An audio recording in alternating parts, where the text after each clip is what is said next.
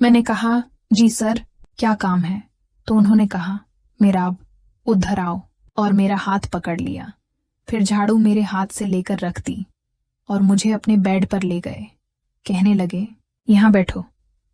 मैं बैठ गई। उन्होंने मेरा दोपटा उतार दिया। मैंने कहा, सर, ऐसा ना करें, मैडम घर पर हैं, वो देख लेंगी तो बहुत बुरा होगा।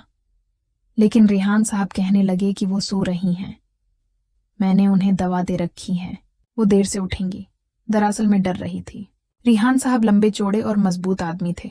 ये सोचकर मैं वाकई खौफजदा थी, और मैं सिर्फ 18 साल की थी जबकि रेहान 30 साल के थे। इसलिए मैं बहुत घबराई हुई थी। खैर, रेहान ने मेरी एक न सुनी और मेरे कपड़े उतार दिए और अपने भी उतार लिए। फिर वो मेरे ऊपर आ गए और जैसे ही उन्होंने दबाव डाला, मेरा जोरदार चिल्लाने लगी। रेहान ने मेरा मुन्ना दबा लिया और अपना काम जारी रखा। मैं चलाती रही, लेकिन उन्होंने एक न सुनी और अपना काम किए बगैर नहीं रुके। मेरी आंखें खुली की खुली रह गई थीं। मेरी हालत बहुत खराब हो गई थी। रेहान मुझे उठने के लिए कह रहे थे, लेकिन मुझे होश नहीं था। उन्होंने मेरा हाथ पकड़कर खड़ा किया और मुझे बाथरूम ले गए। मैं बाथरूम से होती हुई आहिस्ता आहिस्ता चलती हुई वापस आई। मुझे होश नहीं था। मैं खुद से चल भी नहीं पा रही थी। मेरी तबीयत बहुत खराब थी। जब रेहान ने देखा कि मेरी हालत वाकई नासाज है, तो वो फौरन मुझे अस्पताल ले गए।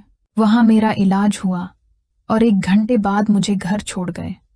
जैसे ही मैं घर पहुंची, फरजीन पहले ही मौजूद थी। उसने मुझे देखते ही कहा, क्या बात है, तुम्हारी तबीयत खराब है, चल भी नहीं पा रही? मैंने कहा, मुझे अचानक बुखार हो गया था, ये दवाइयां हैं।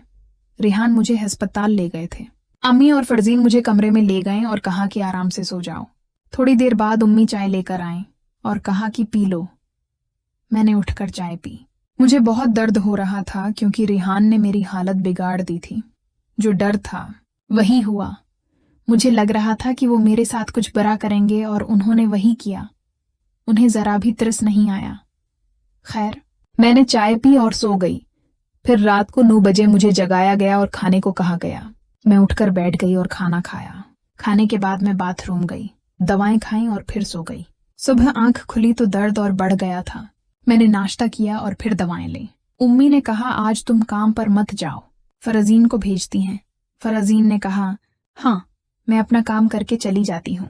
फरजीन ने जल्दी से अपना काम किया और फिर रेहान के घर काम करने चली गई।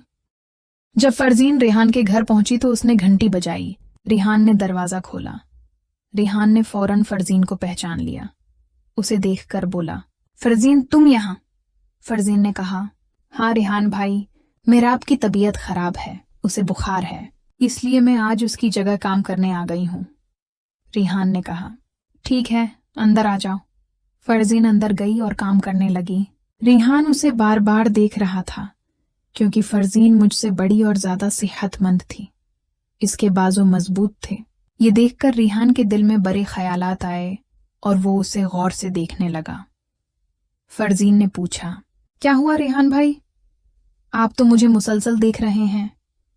रेहान मुस्कुराया और बोला, फरजीन, तुम बहुत खूबसूरत हो, तुम मुझे बहुत पसंद हो। फिर रेहान आहेड ऑफ स्टेट उसे पकड़ लिया और फरजीन ने कोई मुजाहमत नहीं की। शायद उसके दिल में भी कुछ था।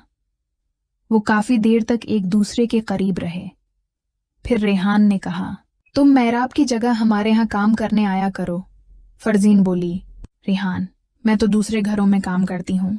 मेहराब की तो सिर्फ आज तबीयत खराब थी, इसलिए मैं आ गई हूँ, मैं रोज नहीं आ सकती। रेहान बोला, फरजीन, तुम मुझे बहुत अच्छी लगती हो, मैं तुम्हारी माँ से तुम्हारा हाथ मांगूंगा और तुमसे शादी करूंगा।